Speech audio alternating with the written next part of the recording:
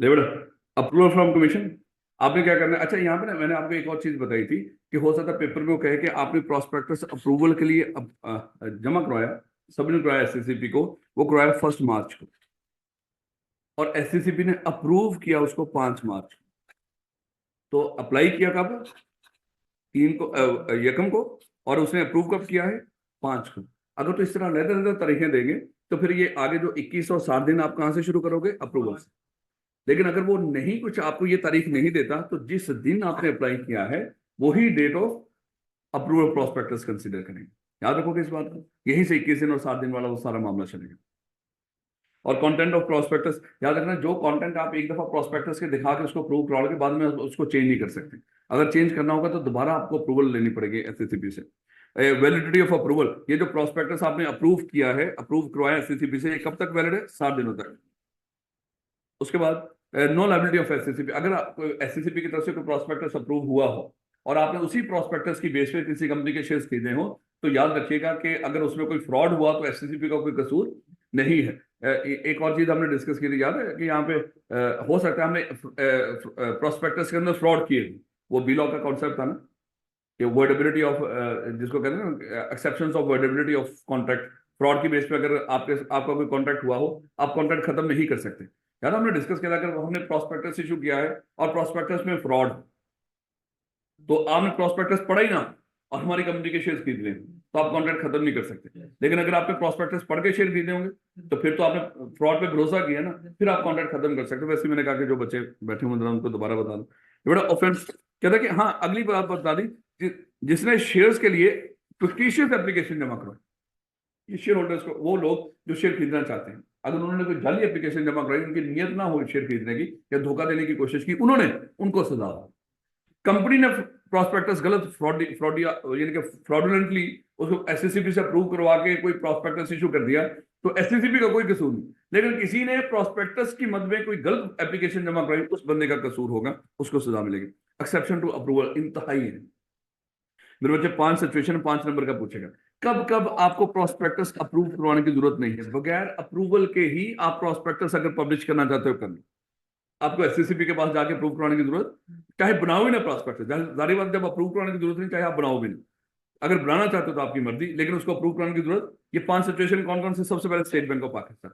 State bank of Pakistan जब भी कोई सिक्योरिटी, कोई बॉन्ड या कोई किसी तरह की कोई भी सिक्योरिटी इशू कर रहा हो, तो उसको प्रोस्पेक्टस अप्रूव कराने की जरूरत नहीं है। इसी तरह हमने डिस्कस किया था कि अगर कोई कंपनी प्राइवेट प्लेसमेंट कर रही हो, यानी कि पब्लिक में जाने नहीं चाहती हो, कुछ बड़े लोगों के पास जाके शेयर उन्हीं को ऑफर कर रही हो, तो उसको भी प्रोस्पेक्टस अप्रूव कराने की जरूरत नहीं है। प्राइवेट प्लेसमेंट इसको बोलते हैं। या अगर याद है हमने डिस्कस किया था, एक लिस्टेड होल्डिंग कंपनी, एक listed holding company, holding company होगी जब इसके पास किसी और कंपनी के शेयर्स होंगे मोर देन 50%, ऐसे ही ना।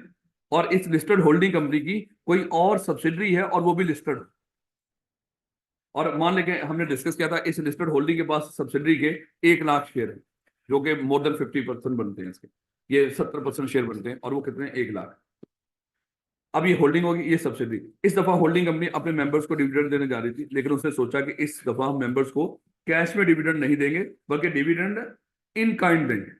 वो इन इन काइंड का मतलब क्या था, याद है हम पढ़ के आए थे? डिविडेंड इन काइंड का मतलब क्या है? अपनी होल्डिंग सब्सिडरी के शेयर्स को अपने मेंबर्स में डिविडेंड के तौर पे डिवाइड करना, इसको बोलते हैं डिविडेंड इन काइंड। तो कंपनी ने कहा कि इस दफा हम अपने मेंबर्स को जो कैश डिविडेंड देने जा रहे हैं, कैश की बजाय हम अपनी सब्सिडरी के, मान लो 1 लाख शेयर हैं, हम उसमें से 10,000 शेयर अगर बेच भी देंगे, कोई मसला नहीं, फिर भी मोर देन 50% ही होंगे, बेच देंगे मतलब इशू डिविडेंड दे भी देंगे, 10,000 शेयर हम अपने मेंबर्स में डिविडेंड के तौर पर डिवाइड करने जा रहे हैं। तो अगर देखा जाए शेयर, तो यहां पर भी इशू हो रहे हैं। एक कंपनी अपने शेयर क्या कर रही है, किसी दूसरे शेयर होल्डर्स को डिस्ट्रीब्यूट करने जा रही है, इशू करने जा रही है। ये कंपनी 10,000 शेयर इनको ऑफर ही करने जा रही है ना। जैसे वहां पे लफ्ज था ईश्वर, अच्छा ईश्वर मतलब होता है कंपनी खुद। ऑफर हमने डिस्कस किया था, जो हमारी कंपनी का शेयर होल्डर आगे लोगों को शेयर ऑफर करने जा रहा है। तो अगर पब्लिक ऑफर हो रही हो तो प्रॉस्पेक्टस, पब्लिक ऑफर ना हो रहे तो प्रॉस्पेक्टस की जरूरत नहीं है। तो यहाँ पे भी मेरे बच्चे प्रॉस्पेक्टस, क्योंकि यहाँ पे अपने शेयर होल्डर को देने जा रहे हैं, तो इसको प्रॉस्पेक्टस इशू करने की जरूरत नहीं है। फिर हमने डिस्कस किया था where the securities are offered by the issuer to the members are employ of the issuer of families. हम इश्यूर मतलब वो कंपनी जो शेयर इशू करने जा रहे हैं, हम आप लोग, आप हमारे एम्प्लॉय हो या आप हमारे करंट शेयर होल्डर हो, हम आपको, एम्प्लॉयज को या शेयर होल्डर को या इनकी फैमिली मेंबर्स को शेयर इशू करने जा रहे हैं। प्रॉस्पेक्टस की जरूरत, क्योंकि ये आप एम्प्लॉय हो। अगर आपके रिलेटिव हमसे शेयर खरीदेंगे तो आपसे पूछ सकते हैं ना कंपनी के बारे में, या मान लो कि आप हमारी कंपनी के शेयर होल्डर हैं, तो आप पहले शेयर खरीद के बैठे हो, अगर आपके फैमिली मेंबर इस कंपनी के शेयर खरीदेंगे तो वो तो पूछ सकते हैं ना आपसे। तो इसलिए मेरे बच्चे, अगर कोई कंपनी अपने मेंबर्स को या अपने शेयर होल्डर्स को या इनकी फैमिलीज को शेयर इशू करने जा रही है तो प्रॉस्पेक्टस की जरूरत नहीं है। फिर हमने डिस्कस किया था कि अगर शेयर्स इशू किए जा रहे हैं एज ए बोनस शेयर, हम अपने करंट शेयर होल्डर को मजीद शेयर बोनस के तौर पर देने जा रहे हैं, तो वहां भी प्रॉस्पेक्टस की जरूरत नहीं है। तो मैंने आपको सादा बताया था, इन सारी सिचुएशन में स्वाइप स्टेट बैंक की आप चारों सिचुएशन में बाकी लोगों के पास जा ही नहीं रहे, जनरल पब्लिक के पास नहीं जा रहे, जनरल पब्लिक लोगों के पास जा रहे हैं, लेकिन जनरल पब्लिक, तो आपको प्रॉस्पेक्टस की अप्रूवल की जरूरत नहीं है। ये बहुत अहम है मेरे बच्चे। और फिर अप्रूवल फ्रॉम कमीशन, अप्रूवल हमेशा कहां से होगी? कमीशन से। उसके बाद फाइलिंग फॉर अप्रूवल, जिस दिन आप प्रॉस्पेक्टस पब्लिश करना चाहते हैं, देख लो, जो भी आपकी प्रपोज डेट ऑफ पब्लिकेशन होगी ऑफ द प्रॉस्पेक्टस, उससे कम से कम 21 दिन पहले, कहता 21 दिन से कम ना, कम से कम 21 दिन पहले आपने उस प्रोस्पेक्टस को अप्रूवल के लिए अप्लाई कर दिया हो। यानी कि जो प्रपोज, हमारी प्रपोज डेट ऑफ पब्लिकेशन है 22 फरवरी, ये हमारी प्रपोज डेट ऑफ पब्लिकेशन, हम पब्लिश करना चाहते हैं इस तारीख को प्रॉस्पेक्टस। मुझे बताएं हम कब तक इसकी अप्रूवल के लिए अप्लाई कर दें? 1 फरवरी तक एटलीस्ट, ऐसे ना मेरे बता रहा हूँ, फर्स्ट या सेकंड तक उसको कर, नहीं 22 है ना, हाँ फर्स्ट तक, याद रखोगे इस बात को। पब्लिकेशन इन न्यूज़पेपर, पब्लिकेशन का मतलब क्या है? अखबार में देना। और वो पूरे का पूरा प्रोस्पेक्टस, बहुत बड़ा प्रोस्पेक्टस भी हो सकता है, अगर सारा दोगे तो हो सकता है कि आप पूरा अखबार ही आपको बुक करवाना पड़ जाए, या उससे भी ज्यादा पेजेस, तो इसलिए वो खर्चा भी ज्यादा है। तो लॉ ने आपको कह दिया कि आपने प्रोस्पेक्टस अखबार में पब्लिश करना है, या तो पूरा प्रोस्पेक्टस, अगर कोई छोटा मोटा प्रोस्पेक्टस है, अगर बड़ा प्रोस्पेक्टस है अब्रीड फॉर्म में, समराइज फॉर्म में आप अखबार में पब्लिश कर दो। लेकिन जब अखबार में पब्लिश करोगे तो अगली बात क्या आएगी? सब्सक्रिप्शन की।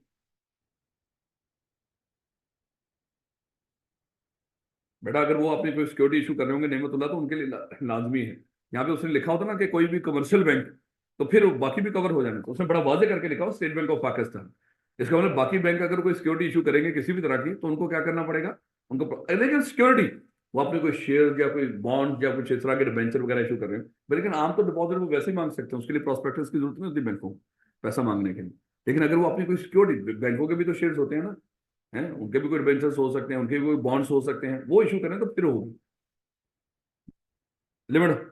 आजकल के टाइम में तो लोग अखबार पढ़ते ही नहीं है, पता कैसे चलेगा? यार तूने लॉ की रिक्वायरमेंट पूरी करनी है ना, तो कर दे बस, गोली मार इस बात को कि पढ़ रहा है नहीं पढ़। ये जो जिनके पास पैसा होता है ना, जो अमीर लोग होते हैं, वो अभी भी अखबार पढ़ते हैं। आपने नहीं ना कभी पढ़ा? तो बेटा आप उस डेफिनेशन में आते हैं। चल चुप कर बेशक, पढ़ना चाहिए कि नहीं पढ़ना? इससे कम से कम अमीरों अमीरों वाली फीलिंग आएगी। चलो देखिएगा मेरे बच्चे। अच्छा, आज के दिन के ऊपर अगर हम जीरो डेट के ऊपर अगर प्रॉस्पेक्टस पब्लिश करें, तो सब्सक्रिप्शन की तारीख कब रखेंगे? 7वें दिन से लेकर 30 डेज तक। यानी कि जो सब्सक्रिप्शन की तारीख होगी वो लिंक किसके साथ है? पब्लिकेशन से। 7 दिन किस लिए दे रहे हैं? कम से कम सोचने के लिए, मशवरा करने के लिए। और ये ना हो कि 30 दिन से ऊपर नहीं जाना फिर आप। अवेलेबिलिटी ऑफ प्रॉस्पेक्टस इंतहाई है मेरे बच्चे, क्योंकि वो पेपर में अक्सर कह देता है, वो सिनेरियो बेस्ड क्वेश्चन पूछता है ना, नीचे छोटे छोटे क्वेश्चन पूछ रहा होता है सिनेरियो क्रिएट करने के बाद। वो कहता है प्रॉस्पेक्टस हम रखने जा रहे हैं शोरूम के ऊपर, ऐसे ही ना, तो भाई शोरूम के ऊपर नहीं तो फिर कहाँ पे अवेलेबल होगा? इन जगहों पर। अच्छा, ये सारी जगह लिखनी है, वहां पे खाली रजिस्टर्ड ऑफिस नहीं लिखना। तो प्रॉस्पेक्टस कहाँ पे अवेलेबल होगा? रजिस्टर्ड ऑफिस के ऊपर, जो कंपनी का एक ही होता है ना, पाकिस्तान में होता है ऐसे ही। और उसके बाद स्टॉक एक्सचेंज के ऊपर, सिक्योरिटीज एक्सचेंज का मतलब यहाँ पे स्टॉक एक्सचेंज है।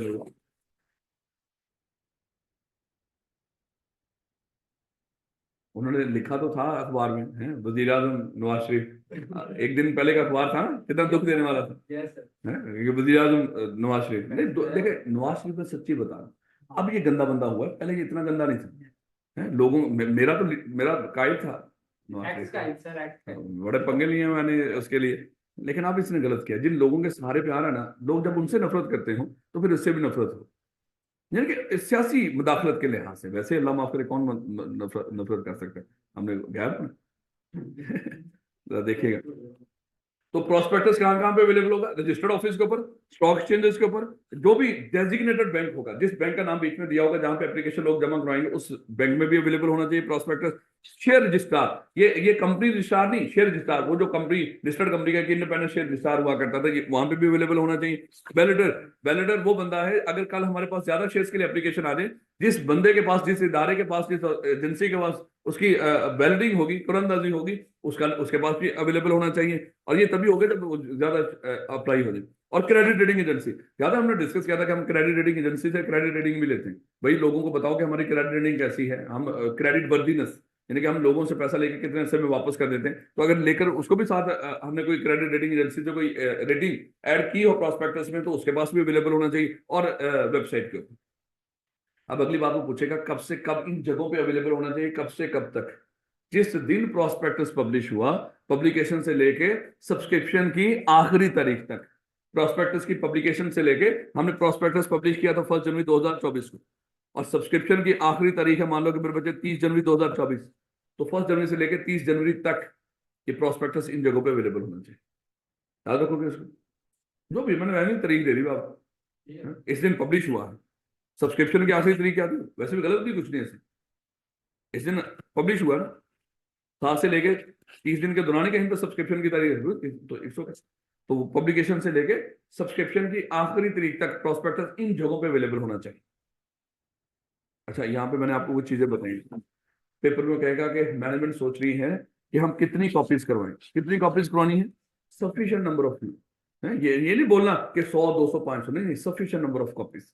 फिर हमने डिस्कस किया था, मैनेजमेंट सोच रही होगी इस प्रॉस्पेक्टस की फीस क्या है, फ्री ऑफ कॉस्ट, ये फ्री ऑफ कॉस्ट अवेलेबल होगा, इसकी कोई फीस नहीं होगी। फिर मैनेजमेंट सोच रही होगी इसको हम रजिस्ट्रार से अप्रूव करवा लेते हैं, नहीं, ये कमीशन से अप्रूव हो। और फिर मेरे बच्चे आगे ये कब से कब तक अवेलेबल होना चाहिए, ये भी एक लिखा हुआ है, और कहाँ कहाँ पे, यानी कि मैंने आपको बताया था कि यहाँ पे 5 सवाल है। एक, कहाँ कहाँ पे अवेलेबल होना चाहिए, एक, कब से कब तक अवेलेबल होना चाहिए, 2, और उसके बाद फ्री ऑफ कॉस्ट 3, अप्रूव कैसे करवाना है कमीशन से 4, और कितनी कॉपीज करवानी है 5। तो मेरे बच्चे इसको याद रखिएगा। एक्सपर्ट ओपिनियन, अच्छा याद है जब हमने प्रोस्पेक्टस के अंदर रिस्क फैक्टर ऐड किए होंगे, याद है ना कि हमने रिस्क फैक्टर भी ऐड करने थे। जब रिस्क फैक्टर ऐड करेंगे, मान लो कि ये हमारा प्रोस्पेक्टस है, इस प्रोस्पेक्टस के अंदर ये हमारा वो पेज है जिसमें हमने सारे के सारे रिस्क फैक्टर ऐड किए हुए हैं, ये रिस्क फैक्टर्स है।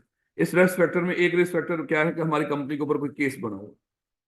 अब मेरे बच्चे जब लोग इस केस को पढ़ेंगे वो कहेंगे भैया हम ऐसी कंपनी में क्यों इन्वेस्ट करें जो खुदा ना खासा केस, तो देखो इतना हैवी केस हुआ हुआ, कल ये केस कंपनी हार गई तो हमारी तो इन्वेस्टमेंट डूब जाएगी, हम इस कंपनी में इन्वेस्ट नहीं करेंगे। अब कंपनी का यहाँ पे दिल करेगा कि रिस्क फैक्टर तो लिखने ही लिखने, लेकिन लोगों का कॉन्फिडेंस भी तो मेरे बच्चे किसी तरह बहाल करना है इस रिस्क फैक्टर्स को लेके। यहाँ पे लॉ ने इनको एक सहूलत दे दी कि, या लॉ क्या, ये खुद भी कर सकते हैं कि वो क्या करें कि जहां पे रिस्क फैक्टर लिखे हो, रिस्क फैक्टर के साथ ये कोई एक्सपर्ट की रिपोर्ट भी साथ ऐड कर सकते हैं। यानी कि कंपनी गई एक लॉयर के पास, और लॉयर को जाके कहा कि सर ये जो हमारे ऊपर केस हुआ है ना, इसके ऊपर एक राय दे दो। तो लॉयर ने क्या किया, अपनी राय दे दी। लेकिन इसको यहीं पे थोड़ा सा समझिएगा, ये मिस्टर ए के पास गए और मिस्टर ए से जाके उन्होंने कहा कि सर ये हमारे केस के ऊपर ना आपकी राय क्या है। उसने सारा केस पढ़ा, उसने कहा कि जो मेरी राय है, मेरी रिपोर्ट के मुताबिक ये कंपनी, आप लोग ये केस जीत रहे हो। हमने कहा कि सर ये आप रिपोर्ट की शक्ल में लिखकर हमें दे देंगे। उसने कहा कि मैं लिखकर दे तो दूंगा, लेकिन आपने करना क्या है। हमने उसको कहा कि सर हम इसको प्रोस्पेक्टस के साथ पब्लिश करना चाहते हैं, अगर आपकी इजाजत। उसने क्या किया, उसने आपको लिखकर इजाजत दे दी, ठीक हो गया भैया, आप इसको क्या कर सकते हो, प्रोस्पेक्टस के साथ मेरी इस ओपिनियन को पब्लिश कर सकते हैं। तो भैया ये बात थी 1 जनवरी 2024 को।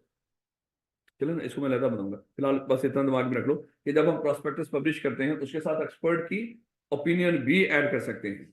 अब अगली बात है कि सर ये एक्सपर्ट की ओपिनियन का तरीकाकार पहले देखिएगा, एक्सपर्ट होता कौन है मेरे बच्चे। ये कोई बैंकर भी हो सकता है, कोई सिक्योरिटी एडवाइजर भी हो सकता है, कोई इंजीनियर, चार्टर्ड अकाउंटेंट, कोई एक्चुअली कोई इस तरह के मेरे बच्चे लॉयर वगैरह, ये सारे ये पूछ रखिएगा पेपर के अंदर दिमाग में। हो सकता है आपको एमसीक्यूज के अंदर पूछ रहे कि बताएं नीचे एक्सपर्ट कौन लोग हैं, इनमें से एक्सपर्ट कौन से लोग हैं। तो एक एक ऑप्शन इनका हो, एक ऑप्शन कोई और भी हो, तो इसमें कोई चेंज हुआ हो तो इसको याद रखिएगा।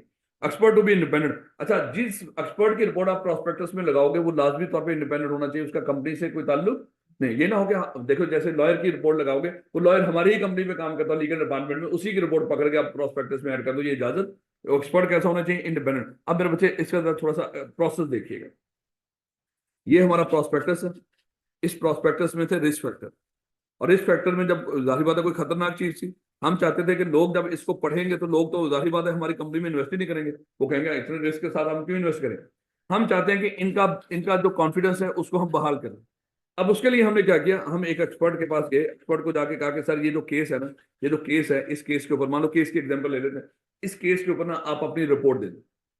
उसने उसने क्या किया, उसने अपनी एक रिपोर्ट बना के दे दी। आगे मेरे बच्चे, आपने उससे रिटर्न करवा लिया कि सर क्या इस रिपोर्ट को हम प्रोस्पेक्टस के साथ अटैच करके इशू कर सकते हैं। उसने लिखकर आपको इजाजत दे दी कि आप इशू कर सकते हैं। अच्छा, इस दिन तारीख थी, अज्यूम कर लो 1 जनवरी 2024, आपने रिटर्न परमिशन ले ली उसे एक्सपर्ट से। अब आपने प्रोस्पेक्ट इस रिपोर्ट को प्रोस्पेक्टस के साथ अटैच किया और आपने इस प्रोस्पेक्टस को जमा करवा दिया किसके पास अप्रूवल के लिए, एससीसीपी के पास। और एससीसीपी के पास जमा करवाया मेरे पास 10 जनवरी को। यहां पे आपने अप्लाई कर दिया एससीसीपी के पास। अब जब अप्लाई कर दिया, कितने अरसे में आप पब्लिश कर सकते हो प्रोस्पेक्टस को? 60 दिन होता है। 60 देखा जाए 9 फरवरी 30 दिन, और 9 से 10 मार्च, क्योंकि फरवरी 29 का है ना, 10 मार्च, तो शायद ये 10 मार्च तक ऐसे में 60 दिन बन जाएंगे अराउंड। यहां तक हम क्या कर सकते थे, उसको पब्लिश कर सकते थे। अच्छा बेटा, हो सकता है कि इन दिनों में जब वो केस की कार्रवाई चल रही थी ना, इन दिनों में वो कंपनी दोबारा केस आती नजर आ रही, और इस एक्सपर्ट को पता चल गया। इस एक्सपर्ट ने कहा कि भाई वो जो रिपोर्ट मैंने आपको दी थी ना, उस रिपोर्ट को अब आपने प्रोस्पेक्टस में पब्लिश नहीं कर। देखो, पहले उसने रिटर्न कॉन्सेंट दे दी थी कि प्रोस्पेक्टस के साथ पब्लिश कर दो मेरी रिपोर्ट को, लेकिन अब वो क्या कर रहा है, अपनी रिपोर्ट को विड्रॉ कर रहा है। याद रखना, आप एक्सपर्ट की रिपोर्ट प्रोस्पेक्टस में ऐड कर सकते हो, पहले तो उससे रिटर्न कॉन्सेंट लेनी है। और दूसरे नंबर पे ये ना हो कि रिटर्न कॉन्सेंट उसने दे के प्रोस्पेक्टस पब्लिश होने से पहले पहले उस रिटर्न कॉन्सेंट को विड्रॉ कर लिया हो। ऐसा भी नहीं होना चाहिए। याद रखो कि प्रोस्पेक्टस के साथ एक्सपर्ट की रिपोर्ट पहले होगा कौन एक्सपर्ट? इंडिपेंडेंट। इंडिपेंडेंट कौन होगा? जो कंपनी बनाने चलाने या कंपनी के मैनेजमेंट के साथ जिसका ताल्लुक ना। अगली बात, एक्सपर्ट से रिपोर्ट लेकर जब प्रोस्पेक्टस में वो करोगे, ये होता क्यों एक्सपर्ट की रिपोर्ट? क्रेडिबिलिटी बढ़ाने के लिए। एक्सपर्ट की रिपोर्ट जब आप प्रोस्पेक्टस के साथ अटैच करके उसको पब्लिश करोगे, उसके लिए आपको क्या करना पड़ेगा? रिटर्न कॉन्सेंट लेनी पड़ेगी। और रिटर्न कॉन्सेंट जब एक दफा मिल गई हो, तो ये भी ध्यान रखना है उसके बाद आपने प्रोस्पेक्टस पब्लिश करना है। ये ना हो कि पब्लिकेशन से पहले पहले उस प्रोस्पेक्ट एक्सपर्ट ने अपनी रिपोर्ट को क्या कर लिया, विड्रॉ कर लिया। वो विड्रॉ नहीं हुई होनी चाहिए। याद रखोगे इस बात को। अब मेरे बच्चे, अगली बात थी कि अगर किसी बंदे ने प्रोस्पेक्टस में कुछ भी गलत लिखा, ये तो सबके लिए है, वो मामला यहाँ पे खत्म हो गया इसका एक्सपर्ट वाला। अब अगली बात क्या है, वो कहता है कि क्रिमिनल लायबिलिटी एंड कंपनसेशन। कहता है प्रोस्पेक्टस में अगर कुछ गलत हुआ और किसी का उस प्रोस्पेक्टस की बेस पे नुकसान हो गया, तो कौन जिम्मेदार होगा? हर वो बंदा जो कंपनी का डायरेक्टर है, या वो बंदा जो कंपनी का जिसने इस प्रोस्पेक्टस को साइन किया है। देखो, एक्सपर्ट ने भी रिपोर्ट दी थी, उसने साइन करके दी थी, एक्सपर्ट भी जिम्मेदार होगा। वैसे अगर हम देखें, कौन एक्सपर्ट में अगर कुछ गलत हुआ जो होना, देखो पहले तो गलती उसने बता रखी है। कहता है जो इंफॉर्मेशन हो वो गलत है, लोगों को मिसलीड कर रही हो, धोखा दे रही हो, या हो सकता है जो इंफॉर्मेशन होनी चाहिए थी वो है ही नहीं। दो तरह की गलतियां हो सकती हैं प्रोस्पेक्टस में, जो ऐड किया गलत किया, जो होना चाहिए था है ही नहीं। तो इसमें फिर जिम्मेदार कौन होगा?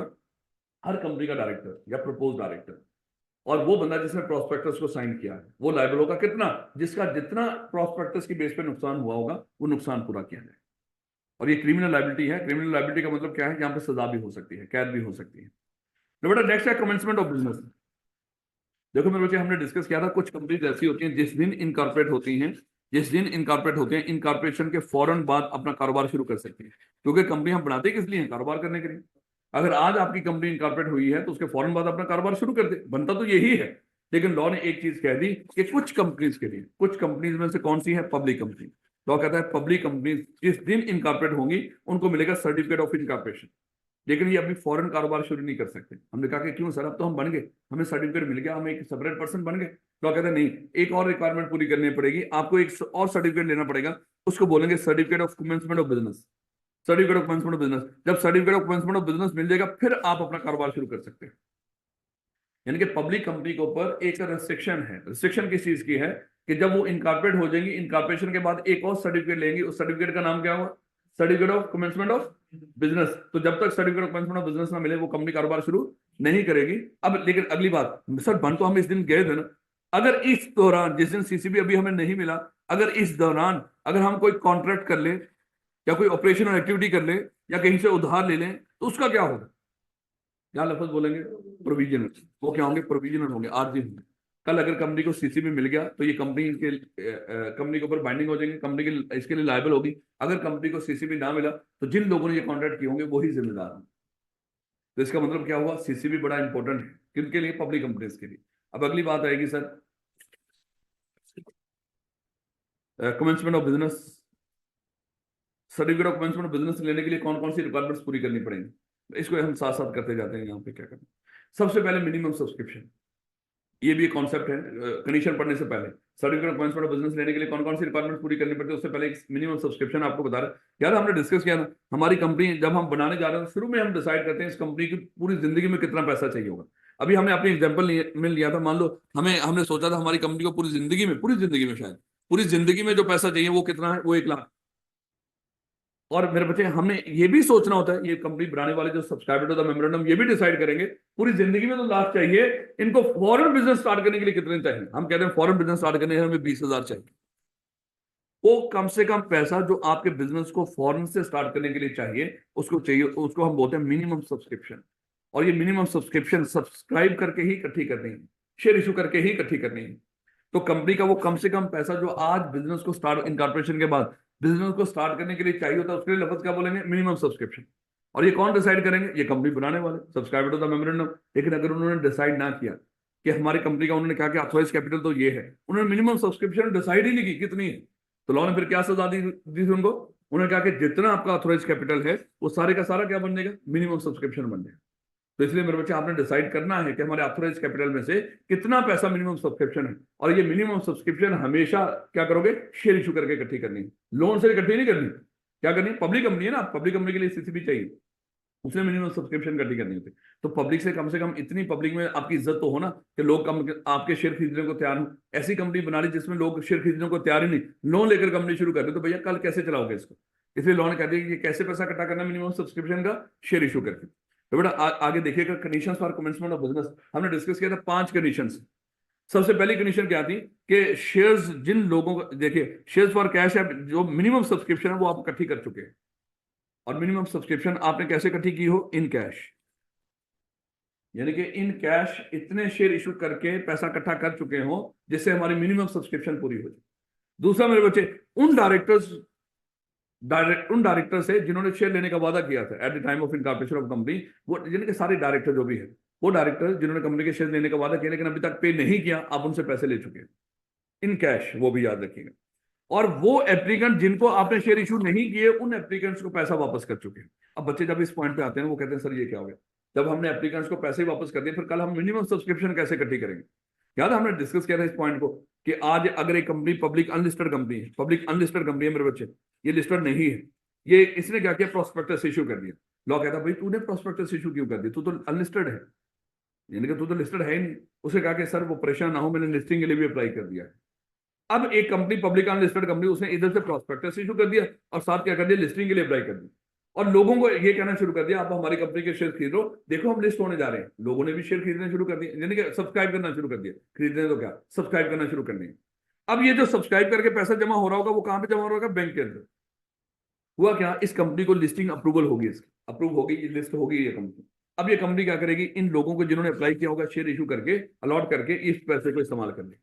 लेकिन मेरे बच्चे मान लो अगर ये लिस्टिंग नहीं हुई तो लॉ कहता है कि कंपनी ने जो बैंक में पैसा इकट्ठा हुआ था जिन एप्लीकेंट्स का, उन एप्लीकेंट्स को पैसा वापस करना है। अब अगली बात आगे, सर अगर पैसा उनको वापस कर दिया तो फिर हम मिनिमम सब्सक्रिप्शन कैसे इकट्ठी करेंगे। तो लॉ कहता है फिर वो प्राइवेट प्लेसमेंट कर लो, है दूसरा ऑप्शन तो है ना आपके पास, है लोग जन है तो पब्लिक कंपनी ना आप लोग, तो वैसे जो बजाय प्रॉस्पेक्टस के वैसे आप लोगों को इन्वाइट करना। बात समझा रही कि नहीं। और तीसरा क्या था कि आप एक डिक्लेरेशन, ड्यूली वेरीफाइड डिक्लेरेशन, और वेरीफाइड किसने करना है, चीफ एग्जीक्यूटिव और कम से कम एक डायरेक्टर और कंपनी का सेक्रेटरी। उससे आपने एक डिक्लेरेशन साइन करवा के रजिस्ट्रार को जमा करवा देना कि हमने ऊपर की सारी रिक्वायरमेंट्स कौन कौन सी बोला कि हमने मिनिमम सब्सक्रिप्शन इकट्ठी कर ली है, हमने डायरेक्टर से इन कैश पैसा इकट्ठा कर लिया है, और जिन एप्लीकेंट्स को अगर कोई हमारी तरफ पैसा ड्यू था हमने उन एप्लीकेंट्स को पैसा वापस कर चुके हैं। ये डिक्लेरेशन बना के आपने क्या करना है, रजिस्ट्रार को जमा करवा देना। अब अगर आपने प्रोस्पेक्टस इशू नहीं किया था या इशू किया था लेकिन आपकी लिस्टिंग नहीं हुई थी, तो फिर प्रोस्पेक्टस के जरिए, तो देखो जब मिनिमम सब्सक्रिप्शन लेकर जाओगे ना तो रजिस्ट्रार आपसे पूछेगा ये मिनिमम सब्सक्रिप्शन आपने कैसे इकट्ठी की है। वो कहेंगे हमने प्रोस्पेक्टस इशू किया था, वो कहेगा दिखाओ प्रोस्पेक्टस, तो प्रोस्पेक्टस दे दो उसको। लेकिन अगर आपने प्रोस्पेक्टस इशू नहीं किया था तो फिर वो कहेगा बताओ कैसे, तो फिर वो तरीकाकार बता देंगे हम, किसी स्टेटमेंट में लिखा होगा, उसको बोलेंगे statement in lieu of prospectus. अगर आपने प्रॉस्पेक्टस इशू नहीं किया होगा तो फिर अपने साथ क्या लेकर जाओगे, statement in lieu of prospectus. अभी हमने क्या डिस्कस किया कि पब्लिक कंपनी जिस दिन इनकॉर्पोरेट हो जाए, पब्लिक कंपनी जिस दिन इनकॉर्पोरेट हो जाए, उसको सर्टिफिकेट ऑफ इनकॉर्पोरेशन मिल भी जाए, वो कारोबार शुरू नहीं कर सकते, उसको क्या चाहिए होगा, CCB, certificate of commencement of business. तो मेरे बच्चे certificate of commencement of business लेने के लिए उसको कुछ रिक्वायरमेंट्स पूरी करनी है, वो क्या है, 5। एक तो मिनिमम सब्सक्रिप्शन इकट्ठी कर ली हो, दूसरा डायरेक्टर से इन कैश पैसा इकट्ठा कर लिया हो, तीसरा जिन एप्लीकेंट्स को पैसा वापस करना था, शेयर इशू नहीं किया हमने, उन एप्लीकेंट्स को उनका पैसा वापस कर चुके हो, चौथा डिक्लेरेशन ऑफ कंप्लायंस रजिस्ट्रार को जमा करवा दिया हो, और 5वें नंबर पे आपने एक स्टेटमेंट ल्यू ऑफ प्रॉस्पेक्टस जमा करवानी है अगर आपने प्रॉस्पेक्टस इशू नहीं किया। ये मेरे बच्चे ये भी एक छोटी सी बात लिख रखी है कि कहाँ कहाँ पे प्रॉस्पेक्टस और कहाँ कहाँ पे स्टेटमेंट ल्यू ऑफ प्रॉस्पेक्टस की जरूरत पड़ती है। बेटा जहां पे आपने प्रॉस्पेक्टस इशू किया हो तो प्रॉस्पेक्टस जाके दिखा दिया करो रजिस्ट्रार को, और जहां पे आपने प्रॉस्पेक्टस इशू ही ना किया हो, जनरल पब्लिक को इन्वाइट ही ना किया हो, जो पीछे 4-5 तरह की सिचुएशन हमने पढ़ी थी, और लेकिन शेयर इशू किए हो, तो आप क्या करते हो, पब्लिक ना किए हो, प्राइवेटली कर दिए हो, अपने शेयर होल्डर को कर दिए हो, अपने शेयर होल्डर की फैमिलीज को कर दिए हो, बोनस के तौर पे दे दिए हो अपने शेयर होल्डर्स को, तो फिर स्टेटमेंट ल्यू ऑफ प्रॉस्पेक्टस। अगर आपने प्रॉस्पेक्टस इशू किया था लेकिन लिस्टिंग नहीं हुई, तो फिर भी आप क्या लेकर जाओगे, स्टेटमेंट में ल्यू ऑफ प्रॉस्पेक्टस। कौन सी ब्रेक है यार।